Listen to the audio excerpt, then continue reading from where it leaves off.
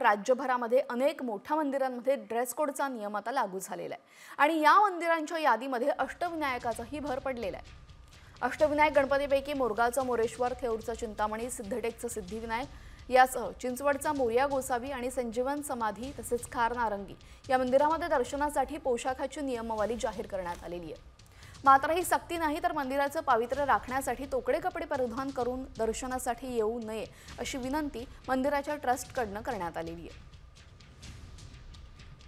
तर पुरुषांसाठी पारंपरिक आणि सभ्य पोशाख अनिवार्य, शर्ट, टी-शर्ट, पूर्ण पॅन्ट, धोतर, कुर्ता किंवा पायजमा, साडी, सलवार कमीज, पंजाबी ड्रेस असा पारंपरिक पोशाख स्त्रियांनीही परिधान करावा।